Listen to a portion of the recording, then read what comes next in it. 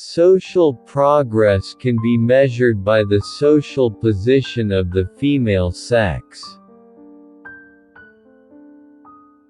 I think you can make fun of anything except things people can't help.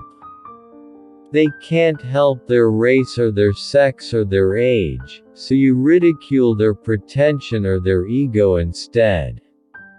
You can ridicule ideas. Ideas don't have feelings. You can ridicule an idea that someone holds without hurting them. Sex is a part of nature. I go along with nature. Love is an ice cream sundae, with all the marvelous coverings. Sex is the cherry on top.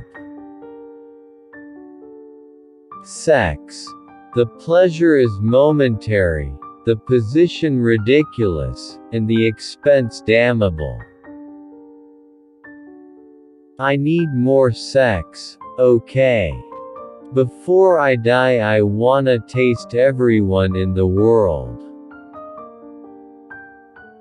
Love without sex is still the most efficient form of hell known to man. I believe that sex is one of the most beautiful, natural, wholesome things that money can buy. Sex at age 90 is like trying to shoot pool with a rope.